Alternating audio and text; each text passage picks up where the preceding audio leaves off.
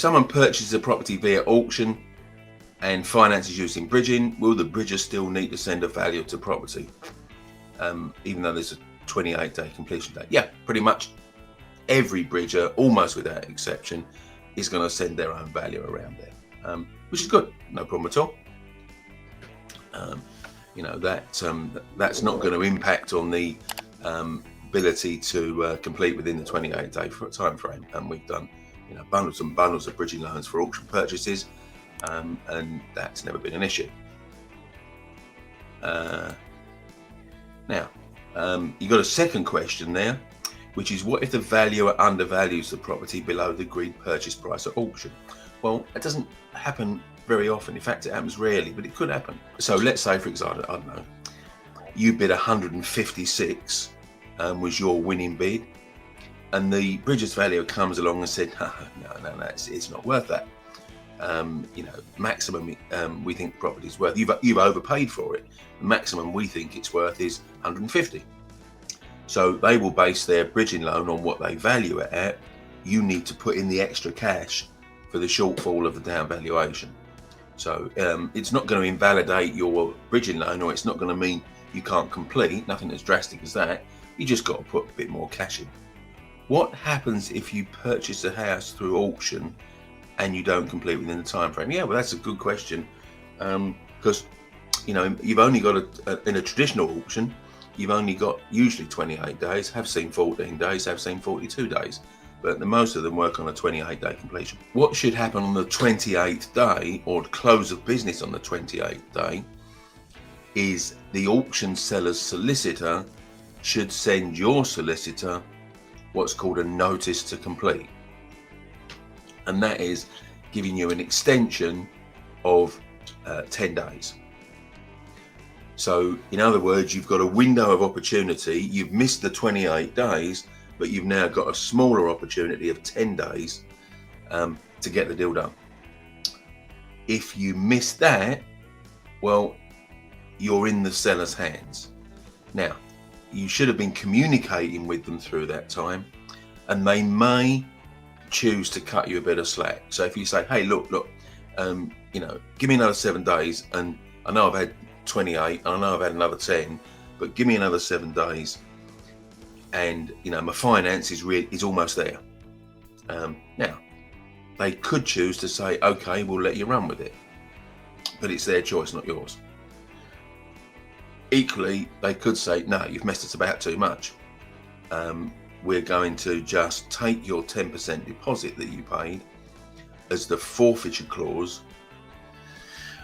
for not being able to perform, not being able to complete on time, and we'll put it in the next auction. And if that's what they want to do, then quite simply, Zach, you're stuffed. So it's been an expensive lesson not to mess about with auction times. Now, is that the end of it? Not necessarily. So let's just say that you agreed to, we'll use the same figures we used earlier, just when we're talking about auctions before. So let's say you completed with JCM's question. Your winning bid in the auction was 156,000. So you put down 15,600 deposit to exchange with the auction house on the day as a 10% deposit. And because you've exchanged contracts, you're now legally bound to complete. And you didn't do it in the 10 days, you didn't do it 28 days, didn't do it in the 10 days, and the seller says, no, not giving you more time, give me that 15,600 and I'm going to stick it in the next auction. Now, let's just say in the next auction, the buyers aren't quite so keen. So the winning bid in the next auction is not the 156 you paid, but let's say it's 140. So now the seller's got 16 grand less in their bank than they would have done had you completed. So you've already paid them your 10% deposit, the 15,600. Now they're going to come after you for the shortfall. So now they're going to say, well, hey, we're 16 grand down because you didn't complete when you said you would. So we want that 16 grand shortfall, and the contract says you're obligated to pay it. So that's what happens if you don't complete on an auction purchase. House for sale and auction near me. Not on the land registry. Am I right? Bridgers wouldn't lend as there's nothing they can officially raise a charge against. Big land registry delays. I mean, you couldn't get it registered within 28 days. House sales taking 5 or 6 months to appear. Right, okay. So let's do a little bit of a history lesson here for Aston and anyone else that's watching this live or on the replay.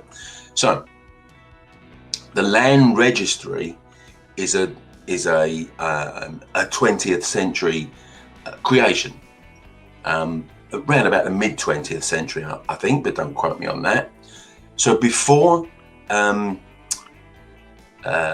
then, no property was registered. There was no registry to register it on. You just had deeds. So the government of the day thought, it'd be a good idea if we actually collated all of this information, so that we could track who owns what. So the land registry was created. Now, whether they thought it was too big an exercise to go through and add every property, every title deed in the UK to that land registry, I don't know, but they didn't. They just said, right, well, we'll just wait until property changes hands, and when it changes hands, we'll put it on the land registry. Now, in the 50, 60, 70 years that's been going, progressively more properties have been bought and sold, and progressively more properties have been listed on the land registry. So that's the history. Now, if a property has yet to be sold since the land registry was created, it won't be registered. And this looks like what you found, Aston. Now you know a bit of the history. It has absolutely nothing to do with the ability to buy and sell a property, or to buy and sell a property within 28 days at auction. What your solicitor needs to see is the deeds. And as long as the seller can provide the deeds to say that the person that's putting it into auction and selling the property is the rightful owner, you can buy it at auction and Bridgers will lend on it. So absolutely you can do that. So the question to do with your solicitor, of course, you'd need to do some preparatory work, and that's why the legal pack is important. So you'd need to be checking through the legal pack that should be with the auction property to see that it's being sold with. Okay, now there are grades of title as well. Let's talk about that. So the strongest title you can buy, the strongest set of deeds you can buy, is absolute title. In other words, you are the person selling it is absolutely the legitimate owner of that property or piece of land. If that isn't proved beyond doubt or provable beyond doubt, you would next move down to possessory title. So that means, well, we're pretty sure that the person that is selling the property is the owner, but we can't find the original deeds. And you would take out indemnity insurance against someone else turning up and say with the deeds after you bought it and saying, hey, what are you doing with my property? So the indemnity insurance would pay out and you would cede control of the property because there is a legitimate owner with absolute title, and you would get your money paid back to you under the insurance. So now, let me say quite here and now, I'm not a solicitor, but in getting on for 40 years of dealing with property, you tend to pick up a few bits and pieces. So there we are, good. So if it looks good, Aston, go bid for it, fella. Looking at the best ways to purchase multiple properties in auction. Multiple lots, same seller. Would I have to do multiple financing or organise single financing? Well, Clearly, you're not going to do it as cash, otherwise you wouldn't be asking the question.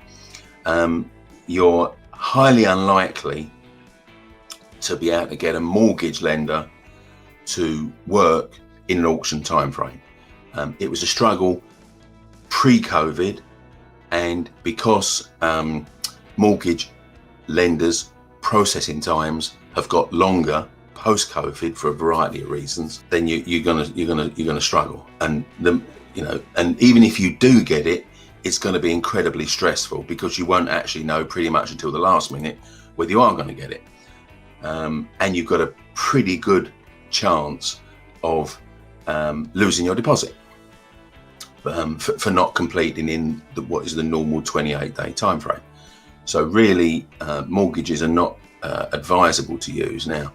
As brokers, we won't take on that business. We won't take on brokering a mortgage for an auction purchase, simply because we don't want the stress of it. We don't want you to have the stress of it. So it's either cash or bridging, and we'll very happily broker bridging. We do that regularly, broker bridging finance. Would you do that? Yes. Well, if you've bought multiple properties and it's from the same seller, we can just arrange a bridging loan, one bridging loan from one bridging lender to cover them all. That wouldn't be an issue. If you enjoyed watching this video, did you know every Monday morning at 8:30 I do a live Facebook Q&A. So if you want to start the week with checking out some answers to your property finance questions, click the link here.